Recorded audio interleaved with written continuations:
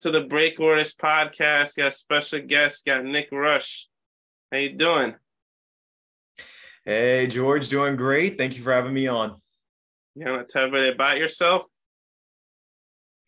So I'm the broadcaster and director of media with the Mississippi Seawolves. It is our first season here in the Federal Prospects Hockey League. So it's been very exciting just building things from the ground up, developing the fan base here and everything.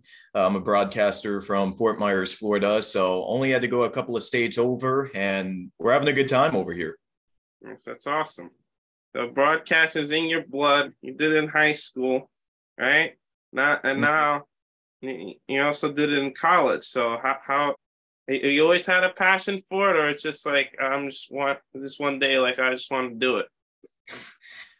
Yeah, you could say I always had that passion for it. When I was growing up, watching games, I was always attracted to the play-by-play side of things. I always thought of it as a bit of an art, because in games, regardless of the sport, it's almost like the same things happen, but you have to find the different ways of describing it and keep fans listening, interested, and in some ways not knowing what to expect next. So I grew up listening to a lot of hockey on the radio, a lot of baseball. So that definitely built up that passion for it. I started broadcasting when I was 14. I was a freshman in high school at the time with my high school's athletic programs. Worked my way into Florida Gulf Coast University down in Fort Myers, where I was a broadcaster.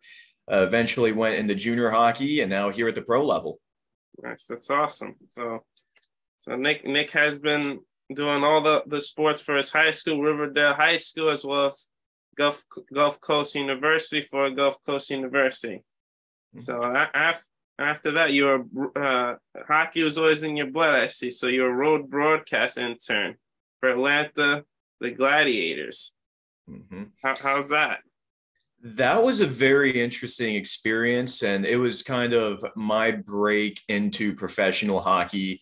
It was a very short period of time. I was based down in Fort Myers still. I was a college student at the time, and Atlanta's broadcaster at the time, Ira Liebman, he had an interesting system where for each road city he visited, there was a local broadcaster there. Usually it was a younger person, someone in college, much like myself at the time. So I was very fortunate to have that role whenever the Atlanta Gladiators came down to Estero to play the Florida Everblades. I would join him on the broadcast, help set up equipment, color analysis, just things like that to make his day a bit easier as he was on the road with the Gladiators. So that's awesome. Then after that, you were the broadcasting media relations for the Florida Everglades. So you come back home, another hockey team.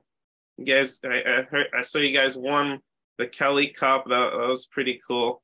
How was your experience over there?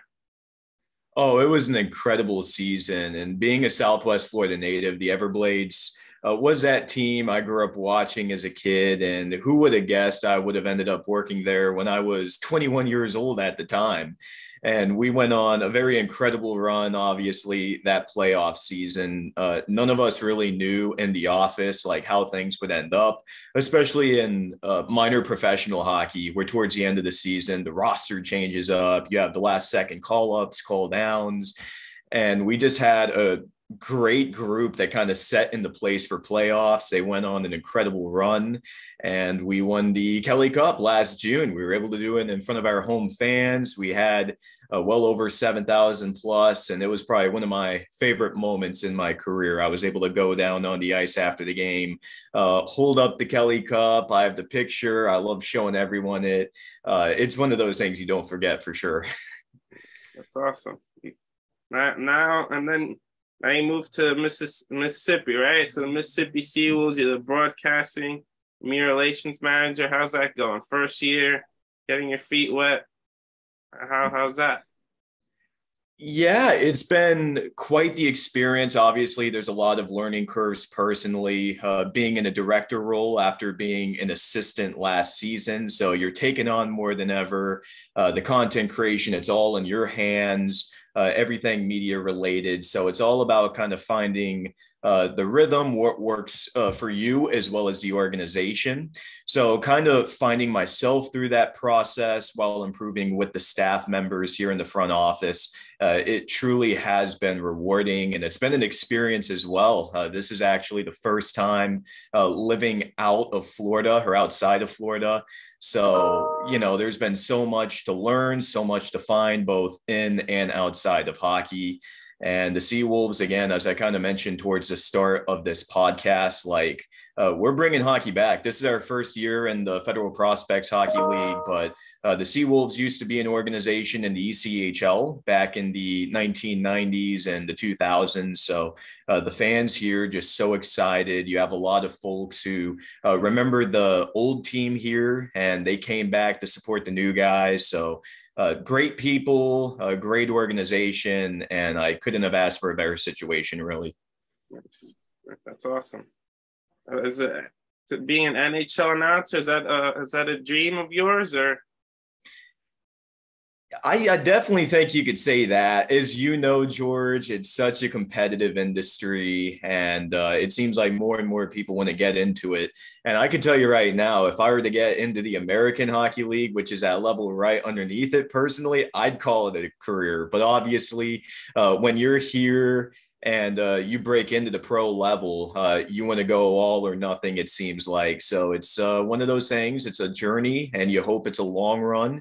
And wherever it takes you, it takes you. But yes, we'll see how the years wind up here, and hopefully we can go all the way. You never really can tell, what I've learned over the years. So I agree. Best of luck to you. I hope you make it. If it's anybody, it's you. It's you. So hey, thank you very much, George. I appreciate it. No problem. No problem. And so hockey was like your number one sport, or you always like covering baseball, basketball? Has ever thought of doing like minor league baseball or minor league basketball?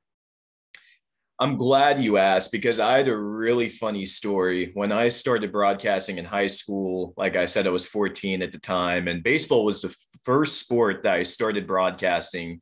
And, being from Southwest Florida, where professional baseball is pretty big down there, you have a lot of minor league teams, college teams. There was a time where I thought, I would go into hopefully professional baseball. But also the Florida Everblades down there, that was a team that I grew up watching. And the opportunities for hockey play-by-play down there, obviously a little bit fewer than baseball. So I wasn't too sure how I would get into hockey, how I would start. But it was always one of those things I wanted to do, and I was able to give it a try in 2017 with a local junior hockey program. They were called the Florida Eels.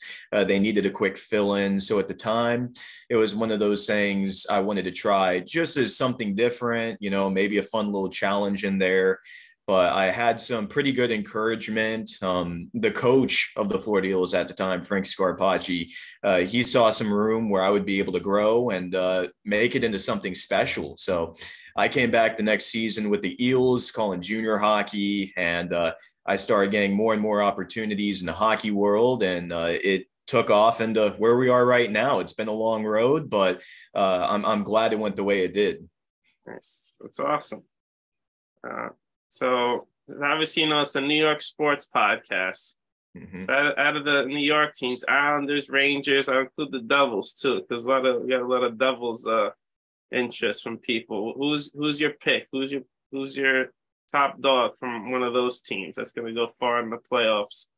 Ooh, that's a great question. And I heard the Devils have been coming around as of late. I just had to look up their record, 22-10-2, as we record this podcast. And it's funny because, here in the minor pro hockey season, we've got our own stuff going on, but you hear what's going on in the NHL. If you're ever able to check the box scores, you do it. But I've heard nothing but good things about the Devils in particular this time of year. And honestly, I may just have to go with them. That's it, for sure. Even though I like the Islanders, I like the Rangers. Devils, shock out of nowhere. Nobody predicted that. Them and the Kraken too. The Kraken, they've been coming up too, playing, winning big games. So, if you told me at the beginning of the season, Devil and the Kraken would be in the hunt for the playoffs, I'd be like, you're crazy. And it just goes to show you never really know what to expect, especially this time of year. January's right around the corner, a couple of days away. So we're about to get into the middle part of the season. So this is where you start to see who those big competitors are, who's looking outside of the playoff race. And we're starting to get some good ideas. So as you mentioned, this is it. The playoff race is going to heat up very soon. And the Devils are looking very good, Kraken more of the same. So it'll be exciting to look ahead and see how things shake out leading up to April. Yes, for sure. All right, we're going to go to everyone's favorite round, the quick fire round. Are you ready? I'll try my best. Favorite team growing up? Favorite team growing up? Would that be any sport? Yeah, any sport. Mine was the Pittsburgh Steelers. My dad grew up out in the Ohio, Pennsylvania. Spent a lot of time in Erie, so he grew up watching a lot of Steelers football, and I ended up being more of the same. Yes, that's awesome. Do you believe in Kenny Pickett? Or do you want another quarterback? Ooh, Kenny Pickett. I really like him. Mitch Trubisky obviously started the season. And when Pickett started getting his reps in games, like you heard a lot of Steeler fans at the time say, look how much of a different feel it is. The offensive line's playing a lot more energetic. It seems like the teammates believe in him. The fans are just crazy for Kenny Pickett. So, yeah, I definitely say he's going to be fun to watch. It's only his first year, and he's already doing great stuff. That's awesome. Favorite athlete of all time? Ooh, favorite athlete of all time. And, building off of the Pittsburgh thing, I guess I would say Sidney Crosby. And I'm sure a lot of Northeastern hockey fans like to disagree with me. A lot of the rivalries up there, especially Philadelphia, not a whole lot of love lost for him, but that was a guy I grew up watching and an athlete I would definitely admire. For sure, same. Favorite TV show? Favorite TV show, man, put me on the spot. Man, what is a good TV show I like to watch? Man, put me on the spot here because it seems like this day and age, more than anything, like if you have anything on, it's like ESPN off. But I mean, honestly, as much of a basic answer as it is, I used to always have Sports Center on the TV, like when I was in school. Like it's one of the few things that was interesting on at like 6 a.m. When I had to wake up early. So, hey, why not just go with that? Nice. Favorite movie? Favorite movie? We on the bus this season have been watching the Slapshot series. And I know Slapshot 2 was the most recent one. Not too sure which one I would pick out of the two, but I would definitely say one or the other. Good hockey-based movie. Yes, yeah, I agree for sure. Favorite snack? Favorite snack?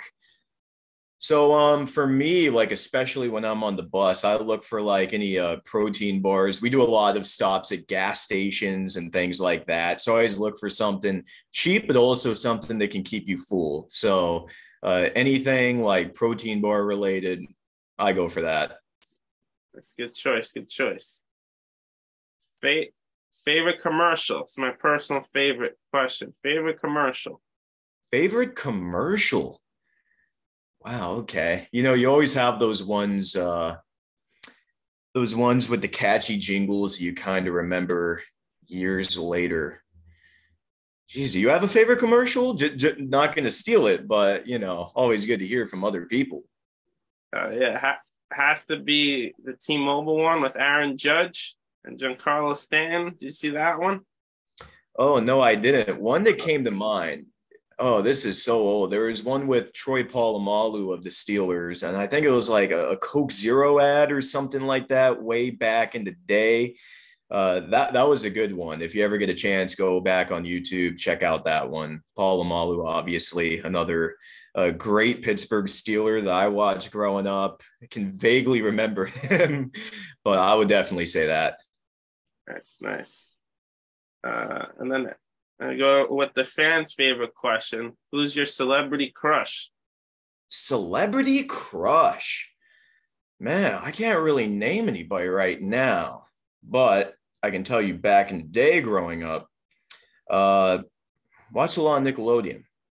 Victoria Justice. Good answer. Can't go wrong with it. There you go. That's nice. I agree. Yeah, it's a good choice. All right, this wraps off our episode. Is there anything you wanna say? You wanna wrap off with before we conclude the episode? Hey, no, George, I just appreciate you for having me on. Really put me to the test there in the quick round. And, I really stretched it out. Maybe it wasn't so quick, but again, great to be on here. Thanks to all who are tuning in, and also for supporting you as you continue to make these podcasts and hopefully make something big out of it. Thank you. I appreciate it. Where could people find you? Yeah, so I'm on just about everything. I'm pretty active on Twitter. You can find me at the handle Nick Roesch PXP. So it's Nick ROESCH PXP. And I'm also on Instagram at NRoesch36, NROESCH36. There's links in the description with all Nick's social media. Make sure you give him a follow, and that's pretty much it. Thank you again for coming on. I will see you in a splash. Absolutely, George. Talk to you soon.